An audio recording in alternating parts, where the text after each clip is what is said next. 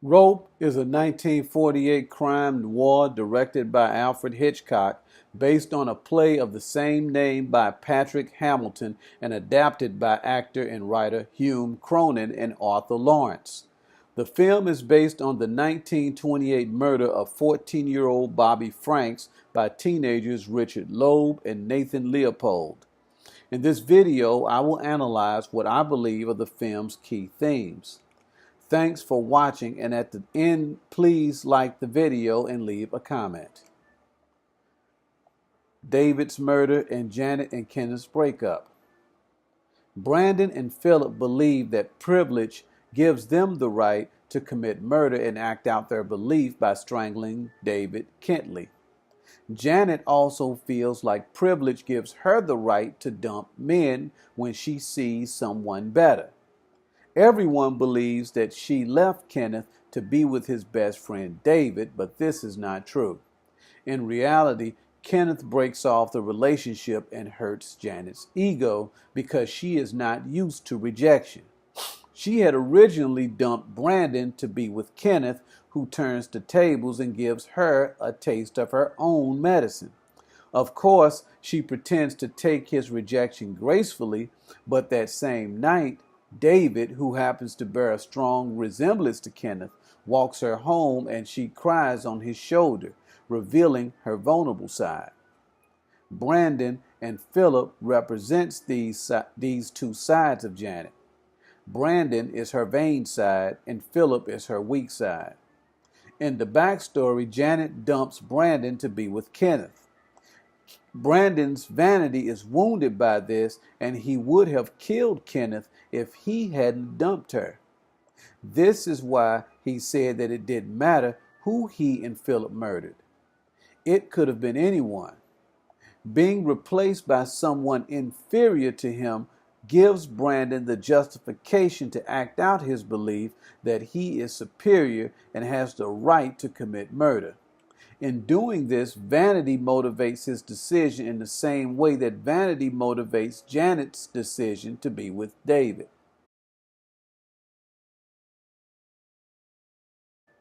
The rope is synonymous with vanity. It dangles carelessly from the chest because Brandon is proud and wants to show off his work, especially to Rupert Cadell, who loves philosophy, particularly the concepts of Nietzsche's Übermensch, or Superman, that promotes the idea of killing being a privilege for the elite. When Philip notices a piece of the rope dangling out of the chest, instead of hiding the evidence of their crime, Brandon pulls it out and walks around with it in plain view. Later, he uses the rope to tie a stack of books together, presenting them to David's father like a present. The rope is also synonymous with vanity in how Janet protects her honor by allowing everyone to assume that she broke off with Kenneth, who, in fact, had broken off their relationship. The evidence that Kenneth dumped Janet is the fact that he and David look alike. Mrs. Atwater mistakes him for David at the party.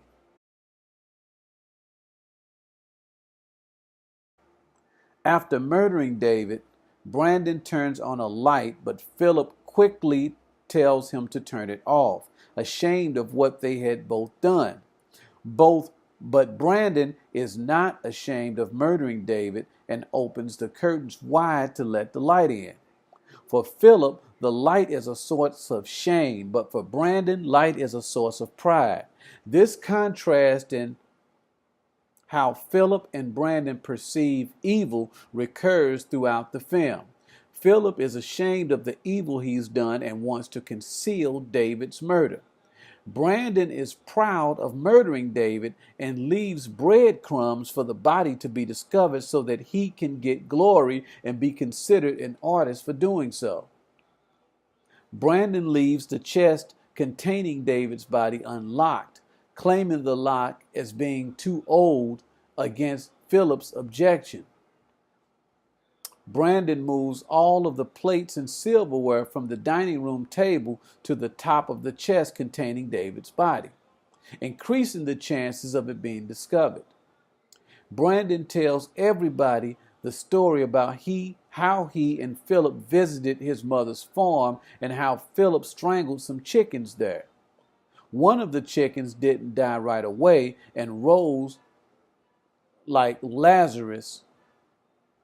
Philip cuts Brandon off and denies the incident, which reminds him of the manner in which he killed David. Brandon tells this story because he is proud of murdering David and knows that such a story can make Philip panic and give away their secret, because he kills the chickens in the same manner that he kills David. Subconsciously, Brandon wants to get caught so that he can get credit for pulling off the perfect crime by murdering someone unimportant.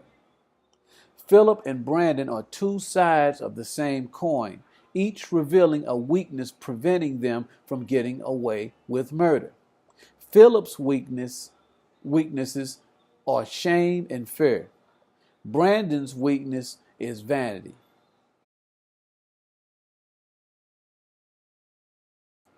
Brandon's fusion of murder and art are represented by Philip, who's a pianist, strangling David.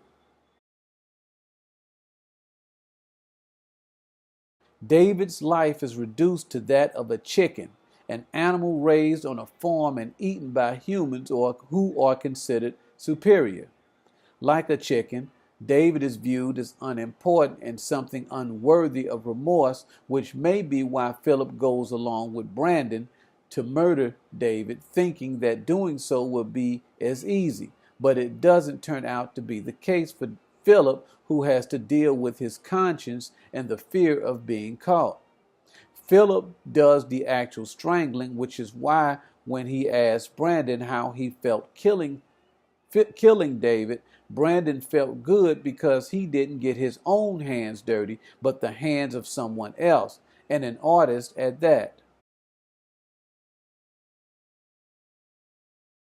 The window plays a role in showing the nature of good and evil as it pertains to light and dark. Crimes such as murder are usually committed at night to avoid detection, but in this film, the murder is done in the daytime to represent Brandon's vanity. The darkness of the window represents the darkness of our souls that we don't want anyone to see, and what comes out of this darkness under the right circumstances. Brandon's philosophical justification that murder should be the right of superior individuals is the ideal circumstance that frees Philip from any inhibition, blocking him from expressing a deep sickness within him, a sickness he shows by wringing the necks off of chickens. This sickness is an urge he has no control over, but his reactions after he murders David are remorse and fear. Human reactions. But Brandon feels no remorse for the murder.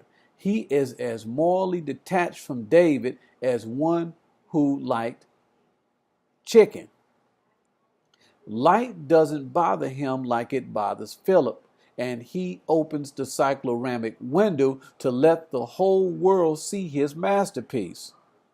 The light coming through the window coincides with the discovery of their crime and other secrets of their past, including Philip's violent tendencies that he releases on the chickens at the farm. At the beginning of the party, the sky through the cycloramic window is powder blue. However, as the evening progresses and Rupert Cadell begins to question Richard, the window dims, and by the time Rupert discovers David in the chest, the window is completely dark, creating the perfect condition for the truth about David's murder to come out. The light and darkness of the window also coincides with the truth about Janet and Kenneth's breakup. At the outset of the party, the audience is led to assume that she dumped him. However, at dusk, right before the window becomes dark, it is revealed that Kenneth dumped her. So, as in the case involving David's murder, darkness coincides with the truth and secrets. That will conclude this hopefully brief analysis of Alfred Hitchcock's great film, Rope. Thanks for watching this video. Please leave a like and or a comment. Also, in the description, you will see a link that you can follow to my film blog, where you can read about other films such as the video that I just finished doing. Again, thank you for checking out my video, and I will see you next time.